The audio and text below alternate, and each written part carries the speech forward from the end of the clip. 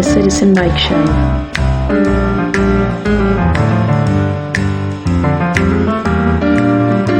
News. Commentary.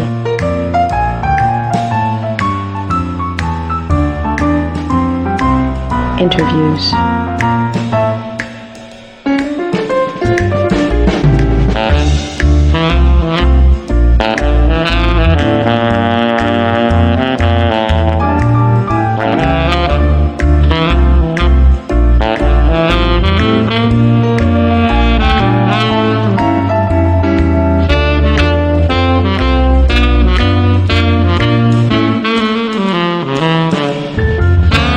Citizen Mike Show starts now. Welcome to the Citizen Mike Show. Thanks for tuning in. We do appreciate it. My name is Mike Brudzinski, and on my right is Republican Vice Chair of the Wallingford Town Council, Tom Laffin.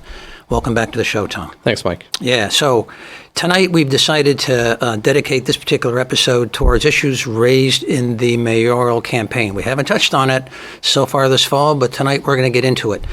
A little bit of history of this episode. Bear with me, Tom, while I sort of explain to folks how we got to where we are, why you're here, what we're going to do, what we're going to try to do.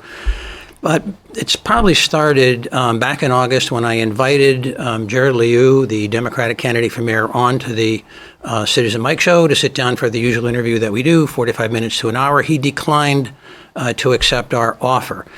So time went on, and we began to feature, challengers to the Wallingford Town Council. But I figured, the mayoral campaign is heating up.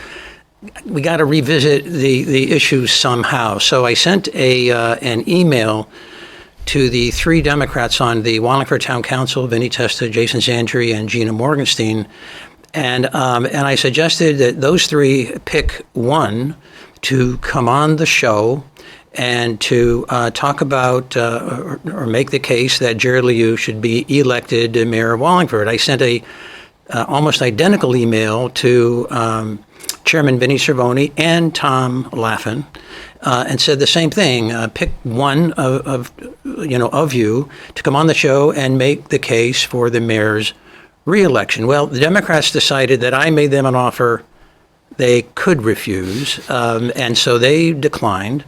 And as to between Vinnie Cervoni and Tom Laffin, there was a coin flip, and Tom Laffin lost. And so he is here, and the point of the show is shifted a little bit. We're going to go over the mayoral issues. We're going to add context. We're going to do a little fact checking. We're going to do a little philosophizing and just chatting. But we are going to go over with some specificity, some of the campaign claims, their flyers, and we have, 5 or 6 video clips. We're going to show you, Tom, we got a full agenda. Are you ready? I'm ready. You lost the coin toss, or you having second thoughts? No, I wouldn't let anybody else come. I fought everybody to come here. Well, you got 10 seconds. Why possibly would you ever do that? I mean, I just get, I see all the mayoral campaign stuff, and I want to keep getting into it, and I just can't get enough of it. So let's do it. So I want to start with the mayor's piece that appeared in the Record Journal on October 27. I want to start with that because it's the most recent. And his piece was on economic development. It was entitled Economic Development in Wallingford. I'm going to take a couple of pieces from that, throw them at you, see if I can rough you up a little bit, Sure. Challenge you a little bit, and see where we go from there. So in the second paragraph, the mayor says, our town has great friends in the 10 volunteers, 7 members, and 3 alternates who serve on the Economic Development Commission. I read that and I say, wait a minute. This campaign is not about friendships. It's about results. I don't mean to be tough about it, but this is the time to talk about results. So I wasn't too impressed with that. But in general, it's a pretty good piece the mayor wrote. When I get down to the next to the last paragraph, and he has a sentence that is typical of many of the campaign brochures that the mayor sends out.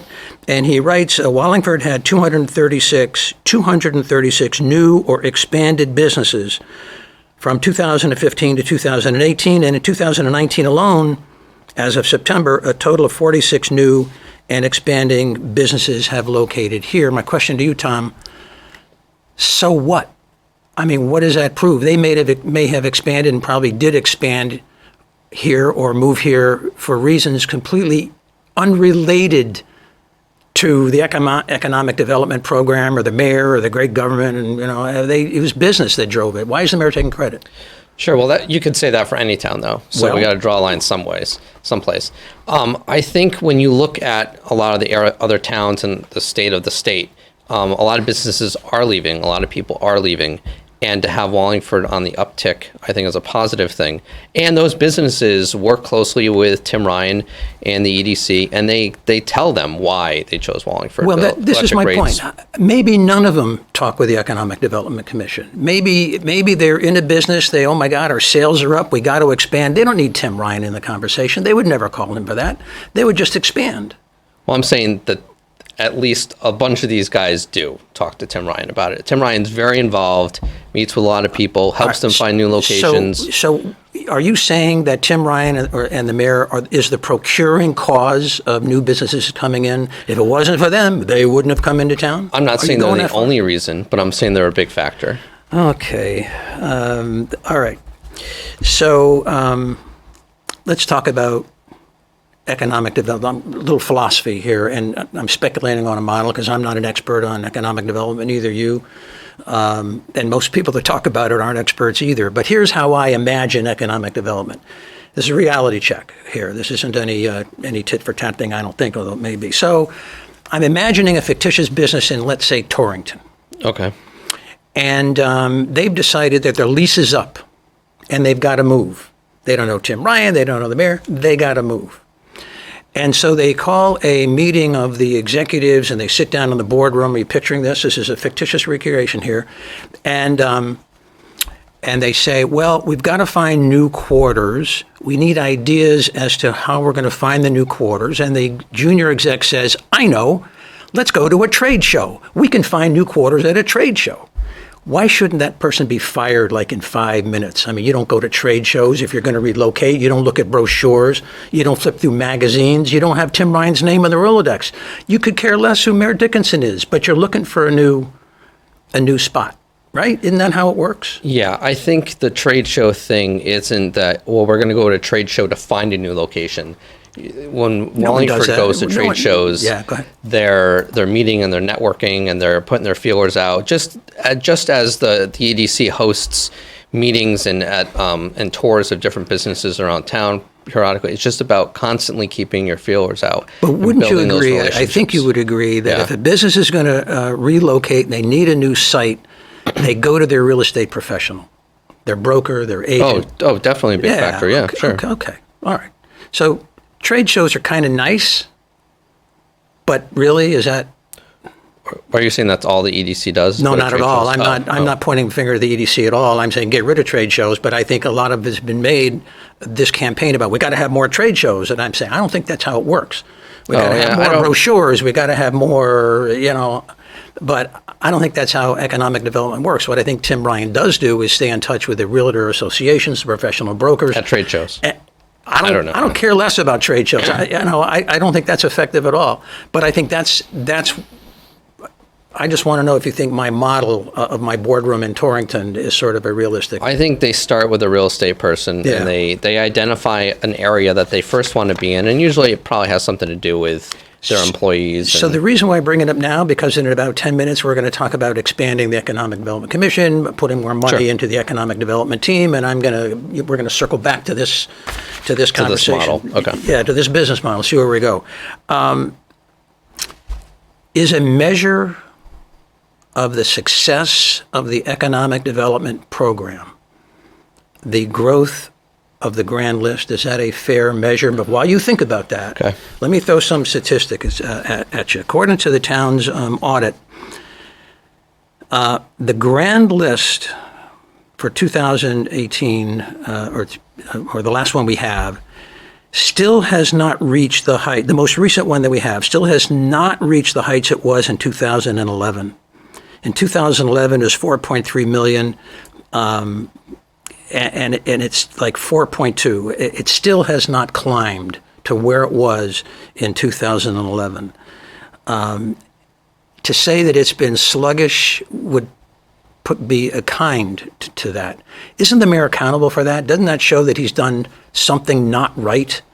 I think it's relative to what's going on in the rest of the the country and the state and the region. Well, I'm not sure what you mean. So I'm not sure what you mean. I think everybody has kind of going through this. Okay. First it started in the country. Okay. And then it started, the state is still extremely sluggish, if we're going to use that word. So it's no measure. You would discount the growth of the grand list. No, I'm saying that that our growth relative to the other area towns, or how those towns have managed, or how those communities, I don't want to say those towns, how those communities have managed, because it's not, you can't just narrow it down to one town. So, we have Wallingford, we have North Haven, we have Meriden, you have Cheshire. Amazon has a location in Wallingford. Amazon has another location in Wallingford. North Haven, because it suited there. And some of the people that work there live in Wallingford, and the same go the other way. Meriden people work at the Amazon facility that's in Wallingford. And so I want to talk about communities, I guess, more. I think we've done a good job about keeping our head above the water comparatively to other towns. The reason why I am pounding these questions at you is economic development has taken such a marquee position in this campaign. Right. It's apparently a real big deal. And so I wanted to explore economic development from all kinds of facets. And one of the issues that we should be exploring is, what is a successful program, what is not a successful program, and how do you measure it? Because obviously, and we're going to get into it, there are ideas on the other side of the aisle from where you are that says we should throw a lot more resources at economic development. And, to achieve what? We're going to discuss it in a few minutes, but that's why I want to get into. So the grand list growth or the non-growth is a bit of context.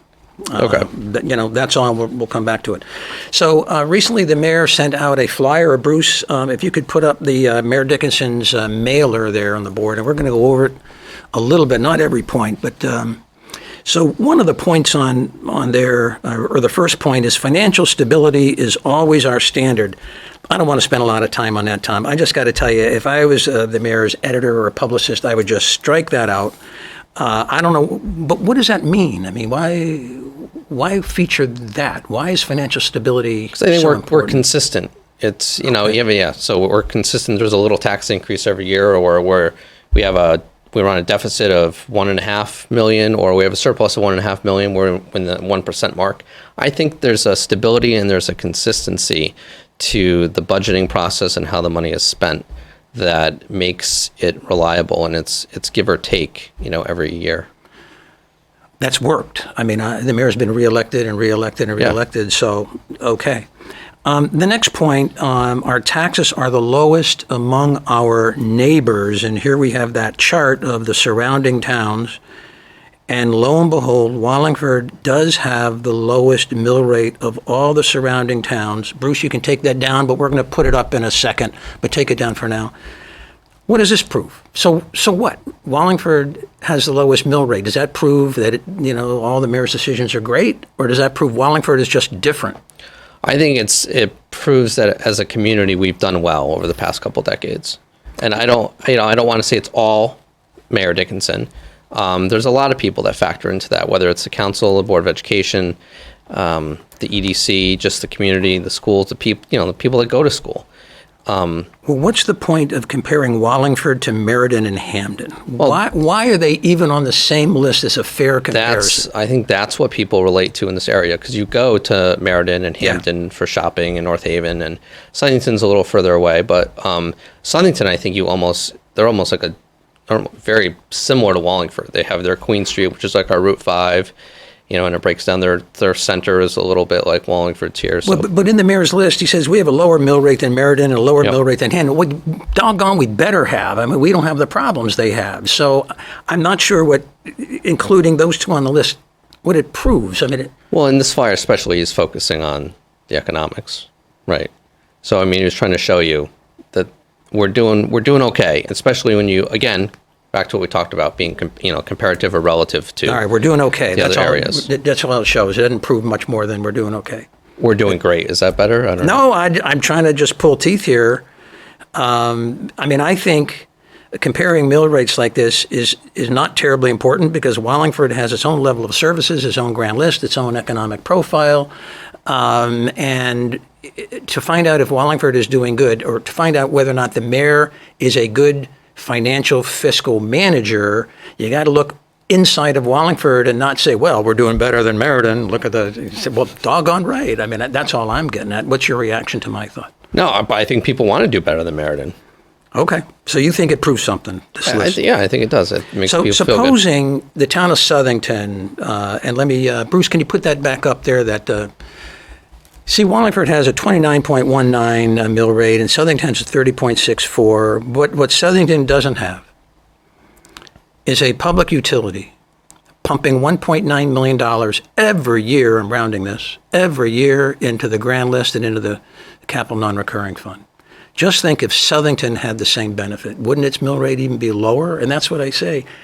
It doesn't matter what Southington and North Haven, Cheshire, North Branford, Durham, Meriden, what doesn't matter what the mill rate is. It's what are the good decisions or bad decisions here in Wallingford. That's the only point I want to make, but you got the last word on that.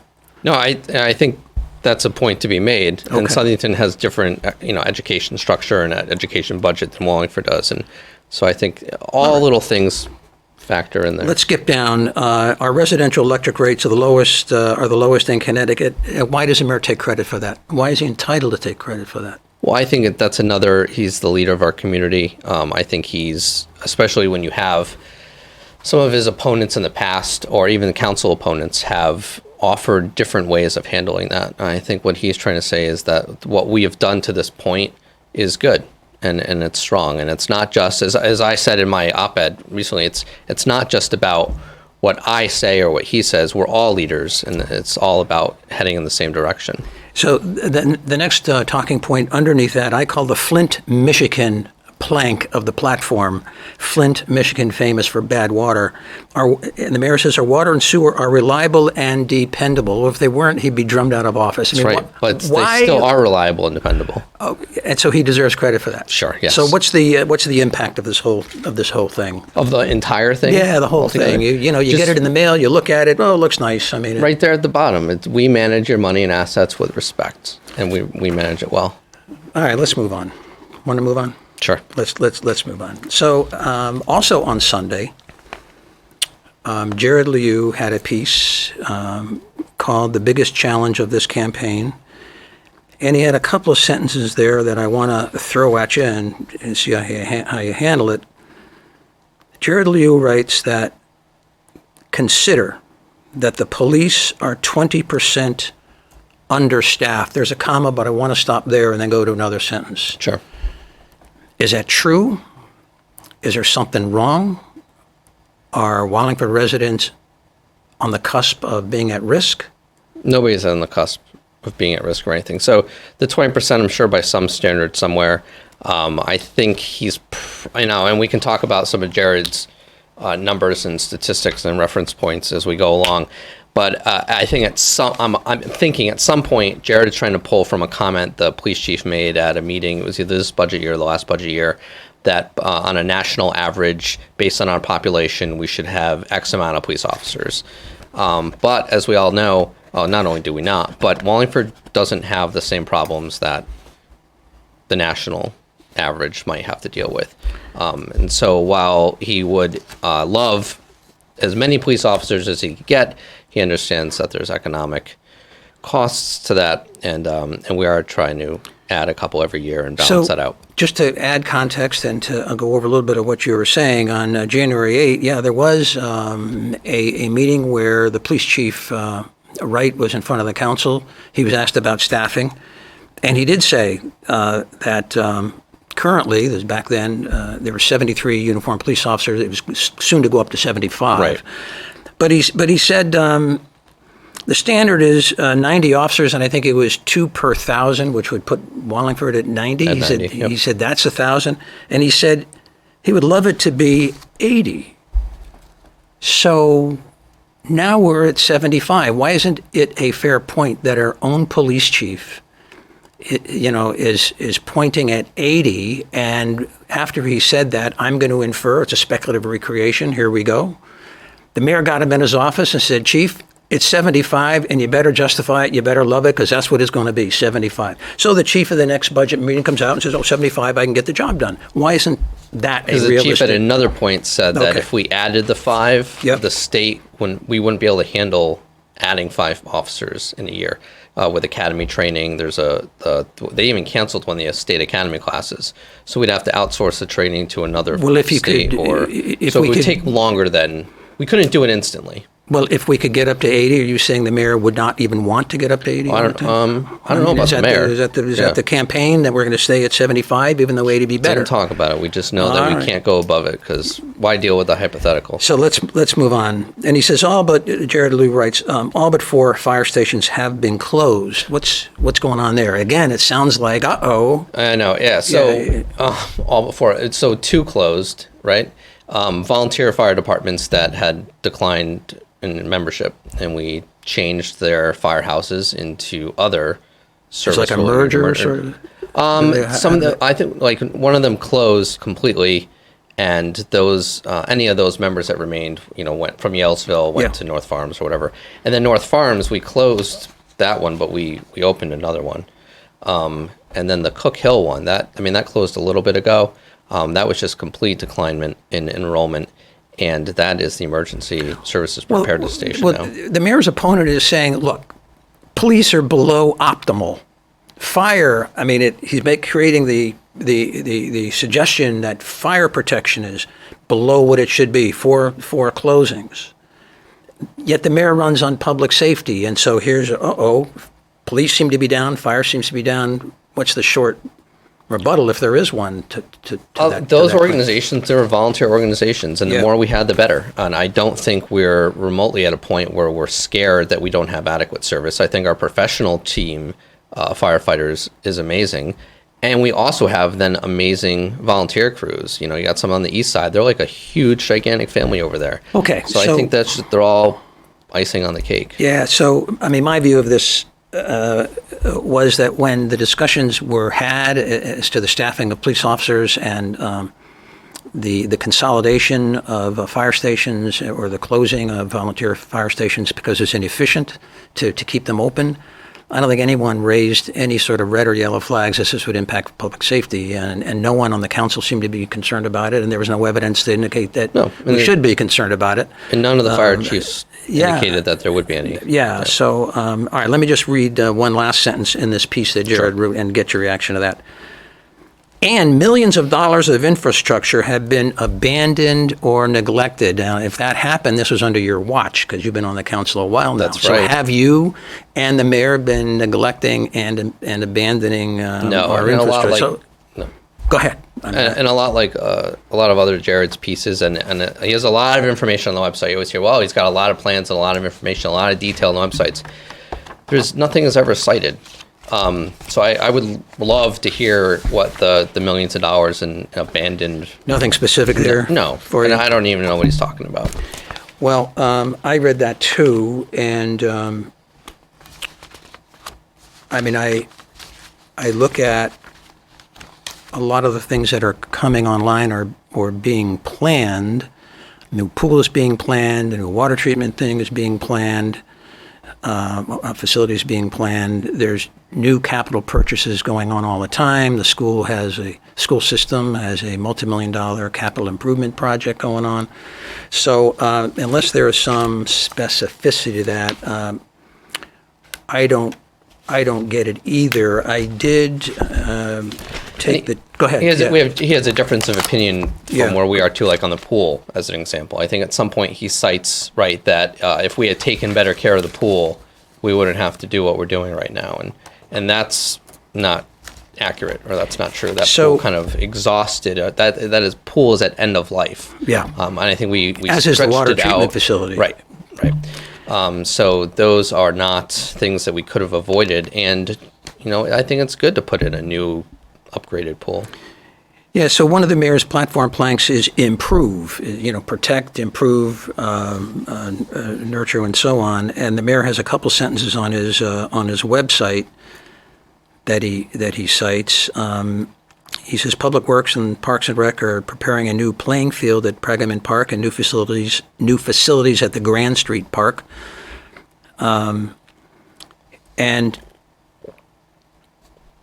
under improve, I mean, there's a new senior center trail. The Hall Avenue streetscape is being improved. There's new stuff going on all the times. Anyway, to get to the point, I went to the capital improvement section of our financial reports just to see how much money, if any, has been spent on capital improvements, because I wanted to put this in some context. And so bear with me. I'm going to rattle off some stuff. It's going to be quick. There are going to be some dollar amounts, but I'm just going page for page for page. So just bear with me. So year-to-date expenditures: Hall Avenue streetscape, $143,000 plus $680,000.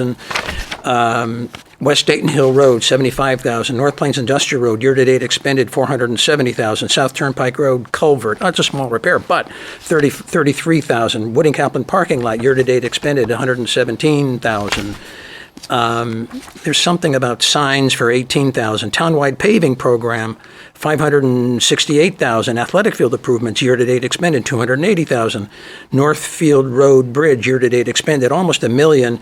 Sidewalk brick repair, $38,000 plus Patwell Field parking improvements, year-to-date expended $120,000. Townwide paving, again, in addition to everything I said, Right. More townwide paving, more sidewalk installation, $200,000 for that. West Dayton Hill Pond Dam, which almost no one knows about, but it's an expensive project, $534,000 to work on that.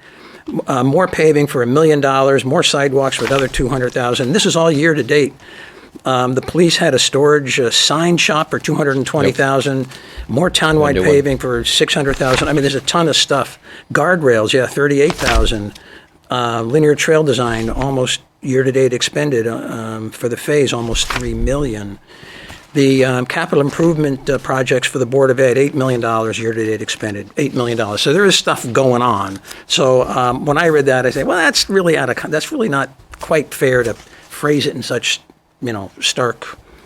Yeah, no, I wish he was here to explain. Terms. So so now I've beaten you up a little bit, and I really haven't, but because you ably pivoted my shots at you here. But let's talk about Jared Liu's campaign and some of the things he is talking about.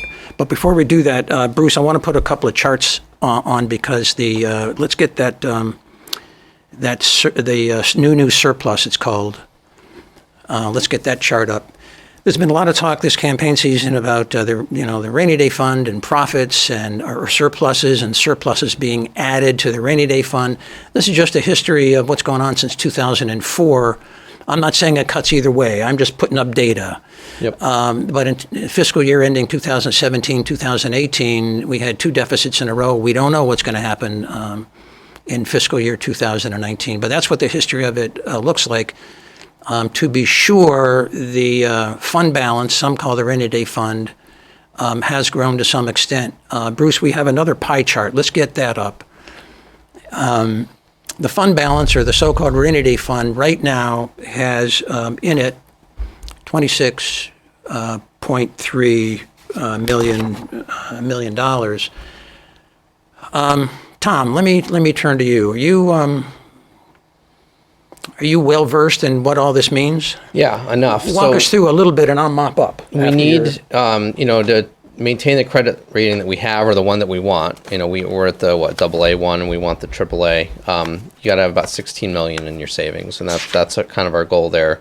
It's not a rainy day fund. It's just our general fund. It's our savings account. And then the budget purple wedge over there, that's more or less what the mayor or the council will generally kind of budget in as the cover to the budget. So, the word was like, well, let's spend down the rainy day fund.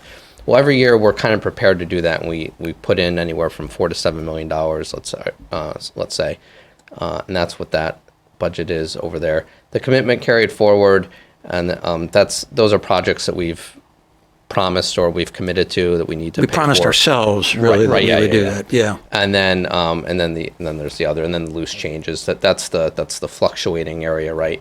But like you saw in the last 2 years, we went down $1.5 million basically the last 2 years, and not combined. It's $3 million combined. So while the slide is still up on the screen, I suppose one could take the position that if budgets were done more tightly and estimates came closer to the actual expenditures, you wouldn't need to put that 6,200,000 into that pie chart. You could shrink that down, let's say, to 2 million and free up right away with tighter budgeting 4 million. What are you going to do? You're going to buy a pool all at once? No, it's freed up. I don't know how you're going to spend it. I mean, that's another discussion. You know, that maybe a show in December or something. Right. But if you wanted to spend down the rainy day fund, that'd be one way of doing it. Is tighten up the budget. You know, don't have this margin of error of 6.2 million. No one thinks we're really going to spend 6,200,000 out of the fund balance. That would mean an operating deficit of 6 million too. That never has happened. No one's ever believes it's going to happen. But that would free up some money. And the credit rating, I mean, that's a big chunk.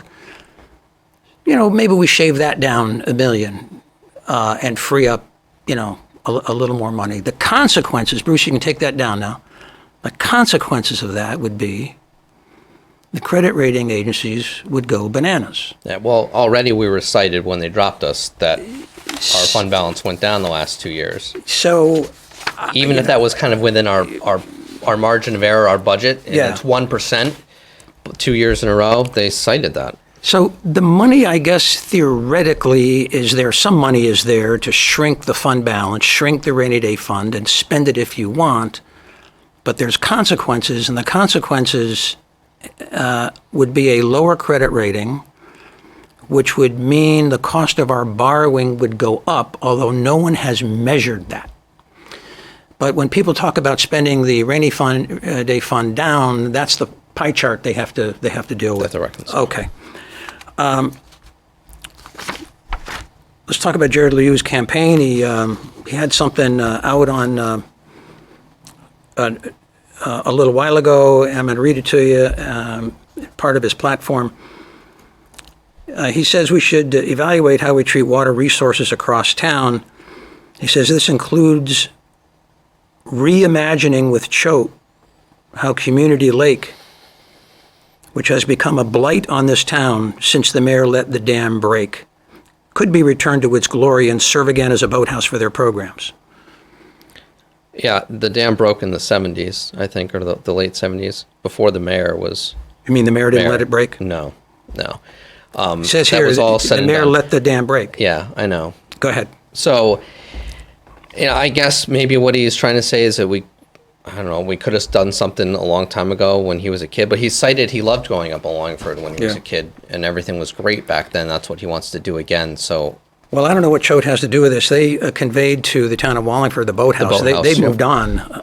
They moved on. Well, I want to put one of Jared Liu's mailers up on the screen, Bruce. It's the Liu mailer. Let's take a couple of points out of that. The first point at the top, it says strengthen the economy and reduce the residential tax burden, and it says 30% of commercial properties are vacant. It sounds awful. Yeah. Yeah, and the source, he lists 3 sources. The problem is that's wrong. 30% of commercial properties are not vacant. I think you can tell that just by driving around. And so his sources, the Economic Development Office is not a source. The Assessor's Office is not a source. And even the mayor's 2019 State of the Town Address is not a source. Actually, what the mayor said in his State of the Town Address was that 30% of office space is vacant. Somehow, office space got converted to commercial properties, and it ends up in Jared Liu's mailer. And office space is a small fraction of the overall commercial. There's some other things that in there I'd like to discuss, but we're going to be running out of time. So I want to skip ahead to generate electricity, which is the 4th point down. Yep. And he says the Pierce Power Plant was sold during this administration tenure, but it's sourced, town property records. What's going on? Well, give me the short version of what's going on with the power plant. plant. It's wrong. I guess that's the short version. That's not true. So as I'm going to boldly be saying a lot with a lot of his materials, he's either doesn't know what's going on or he's lying. It's got to be one or the other, right? So we did not sell the power plant. It's leased, and we pay, we receive $166,000 a year to have it leased out. And then at the end of the lease, it's still ours again. It's still our property and everything. In the debate, the mayor pulled the property card out of his coat pocket, to show. So the very source that was cited, he pulled it out and said the complete opposite. I want to go to Jared Liu's website. There's a lot of material here. We're going to blow through it as efficiently as I can, and I'm going to go in order of the pages. So you'll see me flipping through the pages here.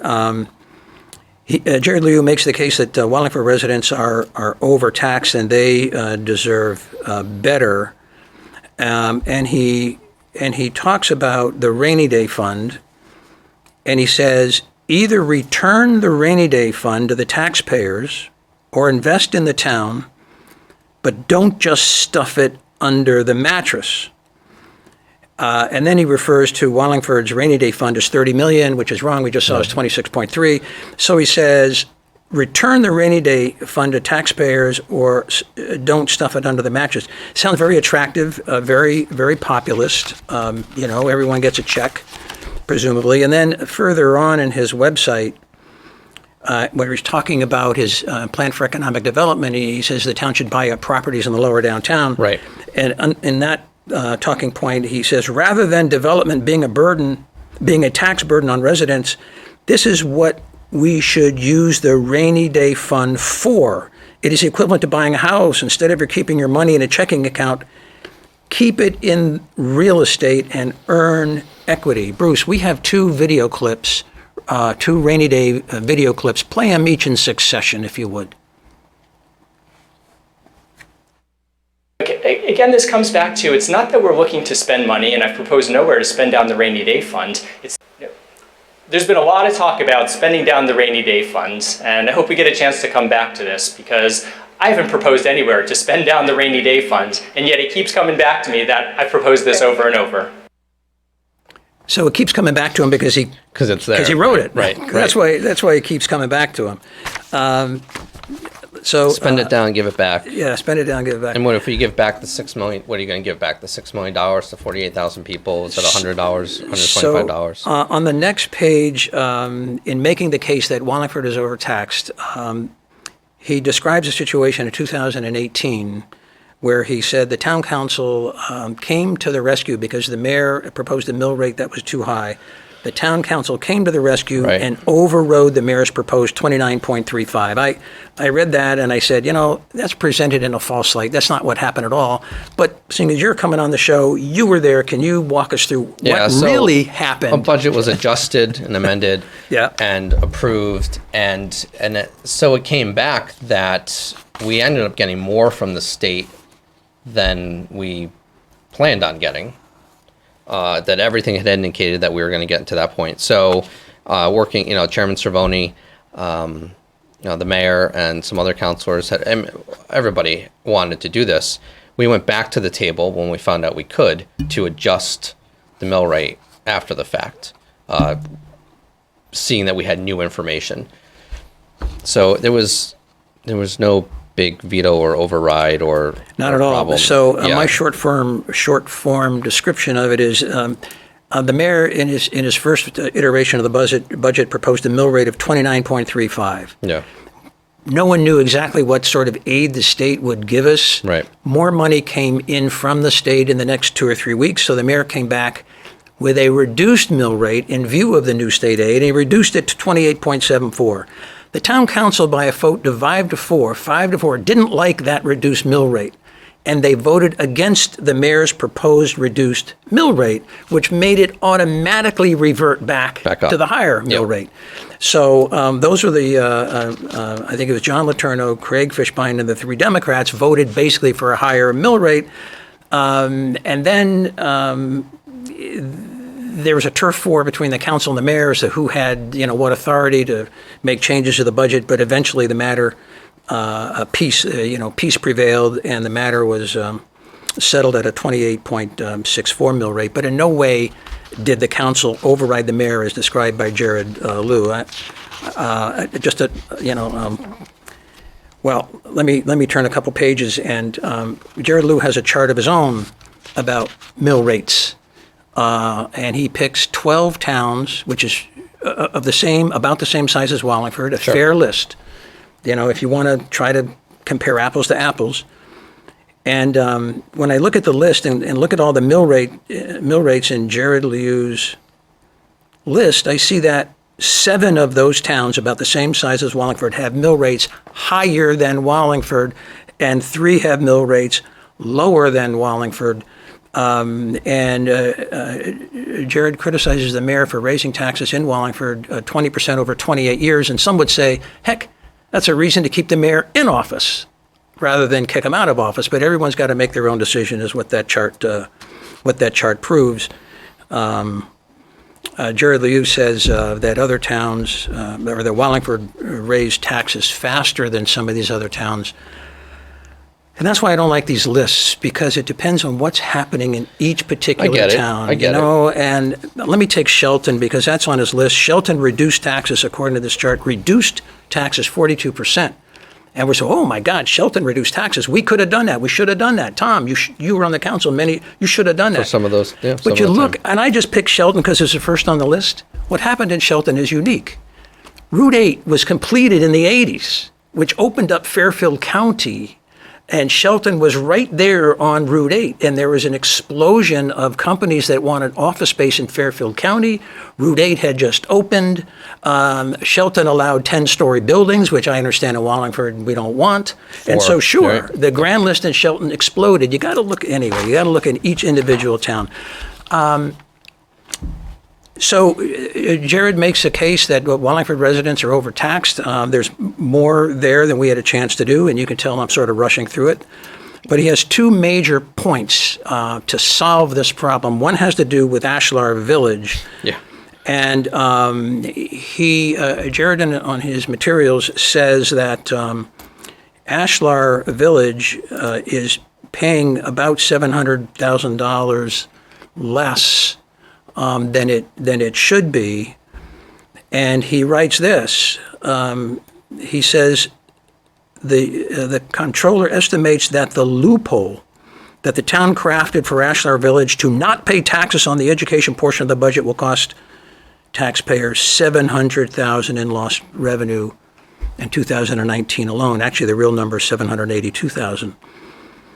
But that's putting the issue in a false light. Are you familiar with what happened here? I am. Walk us through it, and I'll mop up. So Ashland Village, and there is he talks about in some of his other rhetoric and talks about precedent, there being legal precedent or precedent. Yep. There was precedent, and Ashland Village stepped up and basically said, we're not paying, we have no stake in the education. We're a nonprofit. We're not sure. We don't think we should be paying any taxes at all. That there was an action, and the town attorney with them, back and forth, and eventually there was a settlement because, frankly, both sides were afraid of losing. Ashlar wanted some sort of victory and to not pay as many taxes, and the town didn't want to lose all of Ashlar Village's money, so they agreed on that same. That was a long time ago, but. So we have a clip of Jerry Liu's explanation of the Ashlar Village compromise, and as Tom indicated, Ashlar Village took a tax appeal from Wallingford's assessment and went into court. Both sides felt they were in jeopardy. Ashlar Village was hoping to walk away with paying no taxes on the grounds that it was a not-for-profit organization. The town of Wallingford was denying that and said, no, you got to pay full freight. The compromise was entered into in court. It resulted in a stipulated judgment. Ashlar Village now has rights that won't go away. That's what happened, but this is how Jared Liu explained it. Bruce, play that Ashlar Village clip. Sure. A few Democrats have brought up or floated the idea of Masonic paying its full share of property taxes. How realistic would it be to revise this decades-old agreement? Sure. So this is something that most people don't know has happened. In our past history, that Masonic was made the case to the town for that they should receive nonprofit status, and an agreement was made with the town that they wouldn't pay on the education portion of the budget. And so the amount of their taxes changes a little bit as the education portion is continued to go up. The starting point for my concern is that the mayor is trained as a lawyer, and in law, precedent is everything. And as a lawyer, I would think that the town would have seen that there were other precedents that preceded this where, an organization that was trying to claim nonprofit status that wouldn't have qualified for it did not get it. And it happened with municipalities, and I would be pretty confident that we would have won that because, like I said, precedent is everything in the law. So, Tom, what wrangled me when I saw that, two things. One is, first of all, putting the Ashlar Village stipulated judgment in a false light, but also Jared Lew putting himself in the position of being a super lawyer. He's not trained as a lawyer. He doesn't know how to do legal research. Well, you are. Yeah, I'm a retired lawyer, and he is saying, Jared Lew is saying, that he's done the legal research now, and he knows the state of the law in 1987 better than the law department knew the law. And he knows now that the law department missed the precedent that Jared Lew has discovered. Right. And only if the town went to trial, went to court, Jared Lew, the super lawyer, is saying the town would have won. That's what kind of wrangled me as a non-practicing lawyer. Says, "Holy cow! Let's move on." And the reason why we're going to Ashlar Village, that tax settlement, is Jared Lew hopes to be able to save $700,000 by renegotiating that settlement.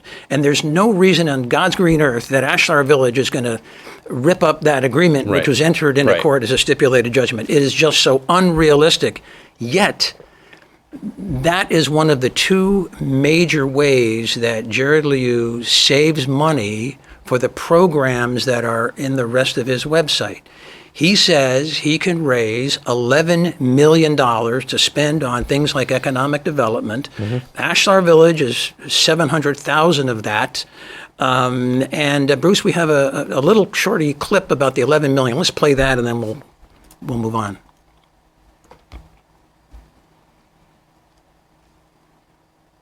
In fact, if you read the finance plan, what we say is the immediate thing we're going to do, and we've identified about $11 million where the town government is wasting money, we're going to capture that back, and that's where we're paying for the economic development build out. And so we've identified where this money is coming from. Well, that's where that comes from. But Jared Lew is hoping to get $10 million savings on the pension plan. And let's hear first how he explains it, and then we'll assess what he just said. I think we got a video on the pension plan. Jared, I'd like to circle back from earlier in this session, and you identified $11 million that you would use to fund your expansion of economic development in the town.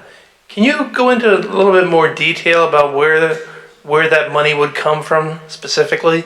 Sure. So the big one is the pension funds. And I already mentioned that we're seeing about a 5.9% return on annual when the market is almost 15% on average. And we don't need to cherry pick dates here, right? So, if we were to look certainly, what was happening in 2007 and 2008? Well, Wallingford's so conservatively invested that we did better than the market then. Good. But if we look over the entire span, we don't have to do anything risky. We just say, let's invest it in something like an S&P 500 index fund. Well, for starters, we gain back what we're paying for the investment advisor, who's putting us into these high fee accounts to underperform the market. But then we start looking at, well, now we're starting to earn market rate average because really we're long-term investors, right? Like as a town, we're saving this, $200 plus $1 million pension funds that turns over, that we're not spending the whole thing down in any given year. And so we're long-term investors. And so when we start looking at the market average, that would be the primary thing that we're going to get is the taxpayers don't have to pay as much into the pension funds. So that's That's his claim. The fatal flaw in that is, even if the pension fund investments could get a higher return, that's a serious point for another episode. We don't have time to go into it. Yep. Even if it went up in value as a result of changing investments like Jared Liu wants by 10 million, even if it went up in value by 10 million, there is no way to get that 10 million. Once it's in the pension trust, it stays in the pension trust. So Jared Liu is now saying, well, okay, I'm not sure exactly what he's saying, but, well, we don't have to contribute as much. But remember, this is a immediate savings of $10 million, as we saw from the earlier clip. So he thinks that we cannot put in $10 million right away. The problem is we only put in about $8 to $8.5 million anyway. And if we implement his plan, we don't put in any money to the pension trust. And so we're basically raiding the pension fund to pay for his programs and his operating expenses and his economic development plans. And we could be the only municipality in Connecticut that doesn't contribute anything to the pension trust. It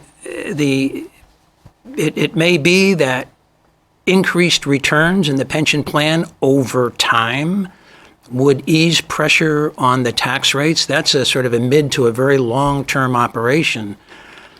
But it's not going to yield anything like $10 million in savings, probably ever. As I say, we only put in $8 million right now. And without that key savings, that $10 million savings, which is impossible to recognize, and the extreme unlikelihood of Ashlar Village giving back its $700,000 benefit from the stipulated judgment, all of the rest of Mr. Liu's economic plans, his financial plan, his dreams, his programs, all of that comes crashing down because he can't afford it unless he raises taxes. Right now, or the fiscal year ending 2018, which is the last audit that we have, the pension fund is paying benefits of $14 million. So we got to keep putting money in. We can't put in zero. If we put in zero, I mean, now we have junk bonds. I think the pensioners would have every right to rebel, and it's total disaster.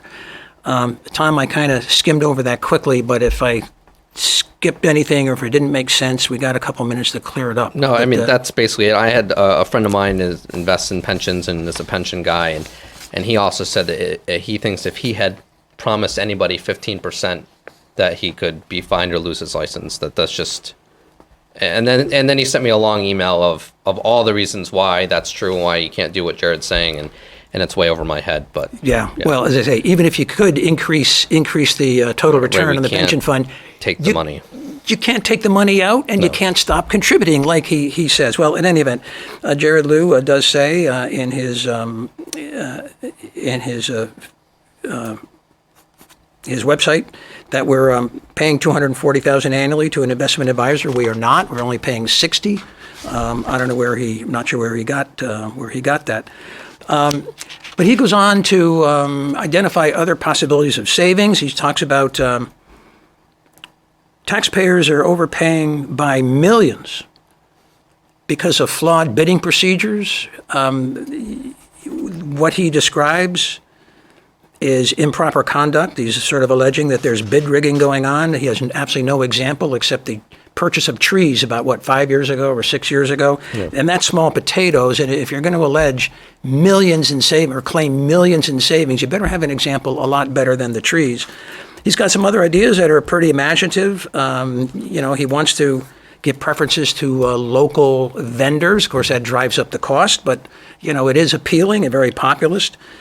He has some optimistic estimates on what will be saved by selling pool passes online and the increase in sales of pool passes. That's being planned anyway. He says we can triple the amount of money directed to Wallingford by hiring a full-time grant writer. We have a grant writer. I don't think you knew that. We have a grant writer on staff. I think she's applied for about $6 million. I think she's nailed about something like $4 to $5 million. I'm not going to take the time to pull it out of the file, but those are close numbers. So we have a grant writer. He makes a comment that he's going to more aggressively pursue 10% of the residents who don't pay taxes. That's not true. Only 3% don't pay; they're delinquent. And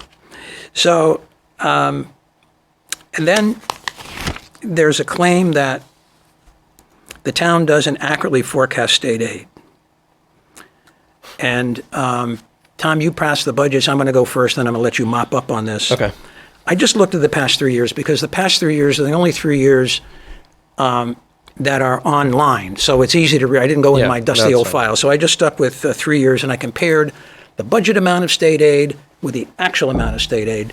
And here's what I find. In 2018, we got, write this down, write this down. We got $739,000 more in state aid than we budgeted. In 2017, we got $1.3 million less.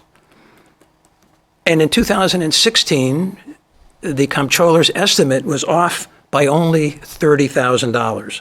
We budgeted $27.5, we got $27.5. It's a pretty tight estimate. So there's really no room to say that we don't accurately forecast state aid. I'm going to take a pause, take a drink of water, and and you got to reference that the 1 year we got more than we had budgeted for. We went back and readjusted and reduced the mill rate to almost zero. If we had taken a little more time, like I wanted to, we could have gotten it to zero. But on the fly numbers, small tax increase. So here's why we spend so much time in the beginning of the show on economic development. One of the plans is to build out the economic development team to 3 full-time staff from 1 part-time staff. What's the problem with that? Sounds plausible. Sounds like a good idea. Is that going to do anything, though? I mean, what are 3 people going to do that one per? At some point, you're spending a lot of money on people to do what? I guess go to 3 trade shows. Tim Ryan already works more than make cold calls. Go to trade shows. I think Tim Ryan's already a pretty busy guy, and he has a volunteer commission behind him that help him out. I don't know what 3 new people that would want a lot of money would do. Well, according to Jared's number, the 3 full-time staff would cost an additional $245,000. There's a plan, very well-intentioned, very idyllic. We're going to make small grants to town-focused nonprofits. That'll cost $200,000. We're going to hold more meetings. We're going to rezone stuff around the train station. And when I read there's this proposal, and there's a lot of references to zoning in here. We have a commission for that too. Well, not only that, but the Planning and Zoning Commission recently relaxed zoning requirements to make it less burdensome on business. In the last, 2 to 3 years, these developments have happened. He blames the cost of community pool on lack of maintenance. He wants to have pocket parks within 15-minute walk of every resident. You may have to take properties by eminent domain in order to achieve that. I'm not really sure. You could ride the trolley there. He wants a trolley too. An open air trolley in New England. Yeah. But just on weekends and evenings. So, just a final thought, a final fact check, and then I'm going to go to you. There's a quote in here that our own economic development specialist confirmed in a development meeting that the reason shops downtown are closing is not because of Amazon or other online retailers, but rather due to extremely restrictive zoning and small lot sizes. I checked with our own economic development specialist. He never said that, doesn't believe it. There's other factors going on. So the more you dig, the more questions I have. And we had probably another hour of programming, but a final thought that you may have on this whole process. I think you're fired up. There's a ton of information, I know, and you were fired up too, and I didn't want to take, it's your name's on the show. But how dare you say that? There's a lot of information. Go to the website, read about it. But when it happens when you do, a lot of it just isn't true, or it's wrong. And again, it goes back to, and if we're going to find one thing really strongly consistent, I think in his I don't want to say propaganda, I just said it though, it's that the facts are loose or exaggerated or hearsay. Let's make that the final word because we're absolutely out of time. Tom, thanks for coming on the show. Thanks for watching. Check out the Citizen Mike Show on YouTube. Search the Citizen Mike Wallingford channel, and you will find it. Good night, everybody.